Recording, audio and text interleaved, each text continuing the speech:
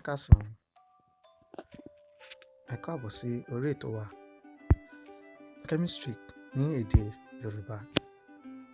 Orúkọ mi ni Ọ̀gbẹ́ni Ilésànmí Victor Olúfisáyọ̀. Ní òní, a fẹ́ wo kí ni chemistry. A fẹ́ wo ìtumọ̀ chemistry.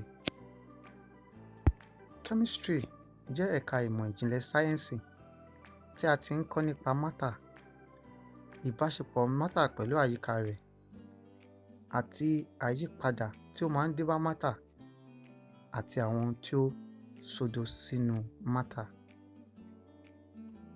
Chemistry ń kọ́ wa nípa matter. Chemistry yìí sì jẹ́ ẹ̀ka ìjìnlẹ̀ sáyẹ́ǹsì. Sáyẹ́ǹsì pín sí oríṣiríṣi ẹ̀ka tí a rí chemistry, a rí physics, a rí biology, a rí geography. Nínú àwọn ẹ̀ka wọ̀nyí láti yọ chemistry jáde.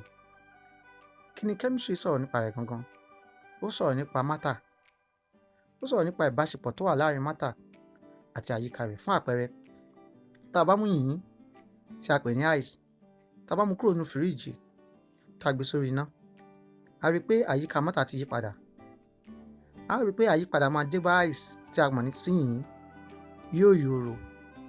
Nítorí náà, tí àyípadà bá ti dé bá àyíká matter, a ó rí pé àyípadà fúnra rẹ̀ á dé bá matter. Chemistry tún kọ́ wa nípa àwọn ohun tí ó sodo sínú matter. Ó tún kọ́ wa nípa ìbáṣepọ̀ tó wà láàrin matter àti àwọn matter tó kù. Fún àpẹẹrẹ, ó ń kọ́ wa pé tá a bá bu iyọ̀ sínú omi, iyọ̀ á yòrò. Ṣùgbọ́n tá a bá bu iyọ̀ sínú epo, kò ní yòrò. Kí ló fa ìyàtọ̀ tí ó ṣẹlẹ̀ láàrin iyọ̀ àti epo àti iyọ̀ àti omi? Gbogbo nǹkan wọ̀nyí ni chemistry kọ́ wa. Kí wá ni matter gangan pàápàá fúnra rẹ̀? Matter jẹ́ ohun tí ó gba àyè tí ó sì ní ọ̀rìn. Fún àpẹẹrẹ, tá a bá mú atẹ́gùn, tá a bá fi sínú bàálù, tá a fẹ́ sínú bàálù, a rí pé bàálù yóò máa tóbi sí. Kí ló ń jẹ́ kí bàálù yìí ó tóbi sí? Ó ń jẹ́ kó tóbi nítorí pé matter gba àyè. Atẹ́gùn yìí ó gba àyè. Ó sì ní ọ̀rìn. Kí ni àpẹẹrẹ àwọn matter? Omi, iyẹ̀pẹ̀, iyọ̀, atẹ́gùn. Tá a bá wò ó, a rí pé ó fẹ́ dàbí ẹni pé gbogbo ohun tó wà láyìíká wa la lè pè ní matter. Nítorí gbogbo ohun tó wà láyìíká wa náà ló fẹ́ gba àyè tí ó sì ní ọ̀rìn. A ó tẹ̀síwájú, a ó wo oríṣi matter. A pín matter sí oríṣi méjì. Matter tí ó mọ́ gaara, eléyìí tí àwọn olóyìnbó ń pè ní pure substances. Nínú abẹ́ rẹ̀, a rí element tí a mọ̀ sí ìdá ìpìlẹ̀. Bẹ́ẹ̀ la sì rí àkànpọ̀ ìdá ìpìlẹ̀ tí a mọ̀ sí compound. Apá kejì tí matter pín sí ni a mọ̀ sí matter aláìmọ́, tí wọ́n ń pè ní impure substances. Ní abẹ́ rẹ̀, a rí àdàlù matter. A ó tẹ̀síwájú láti wo ohun tí element ń jẹ́. Element tí a mọ̀ sí ìdá ìpìlẹ̀ ni ohun tí ó ní irú átọ́ọ̀mù kan nínú. Ẹ já wo átọ́ọ̀mù. Kí ni átọ́ọ̀mù? Ẹ já fi ìrẹsì àti ẹ̀wà ká fi ṣe àpẹẹrẹ. Tá a bá mú ẹ̀wà tá a dálẹ̀, tá a mú ìrẹsì tá a dálẹ̀, a rí pé ìrẹsì ní hóró. Hóró kọ̀ọ̀kan yìí ni a lè fi wé átọ́ọ̀mù. A wá sọ pé element tí a mọ̀ sí ìdá ìpìlẹ̀ jẹ́ ohun tí ó ní irú átọ́ọ̀mù kan. Tá a bá wo inú báàgì ìrẹsì, a rí pé hóró tá a máa rí nínú ẹ̀ látòkè délẹ̀ ni hóró ìrẹsì.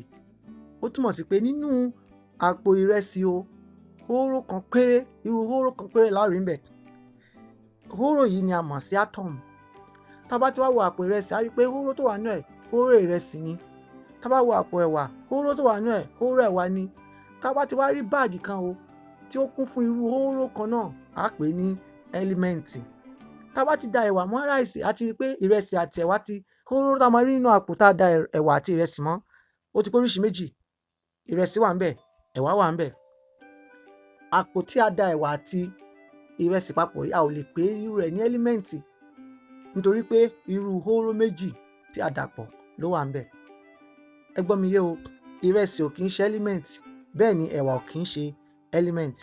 A fi ṣe àpẹẹrẹ ìbáṣepọ̀ tó wà láàrin átóòmù àti ẹ́límẹ̀ǹtì ni. Oríṣi ìdá ìpìlẹ̀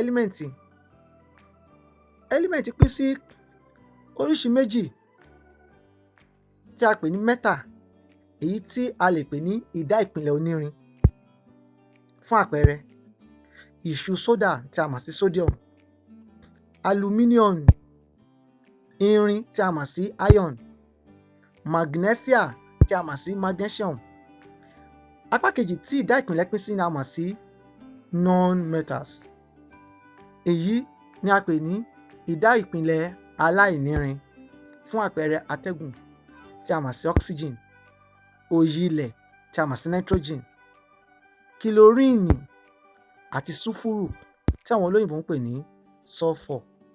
Ẹ jẹ́ á tẹ̀síwájú ká wo compound. Kí ni compound tí a mọ̀ sí àkànpọ̀ ìdá ìpìlẹ̀? Àkànpọ̀ ìdá ìpìlẹ̀ ní ẹ́límẹ̀ǹtì méjì tàbí mẹ́ta tàbí jù bẹ́ẹ̀ lọ tí ó ti ṣe papọ̀, tí ìbáṣepọ̀ ti wà láàrin wọn, tí wọ́n ti yí mára wọn, tí ohun tí olóyìnbó ń pè ní chemical reaction, àṣepọ̀ àwọn matter tó ti ṣẹlẹ̀ láàrin wọn. Fún àpẹẹrẹ, iyọ̀ yìí tí a mọ̀ sí table salt, ó ní ẹ́límẹ̀ǹtì méjì nínú, sodium àti chlorine. Ọṣẹ soap, ó ní sodium, carbon, oxygen àti hydrogen nínú. Iyẹ̀pẹ̀, ó ní silicon àti oxygen nínú.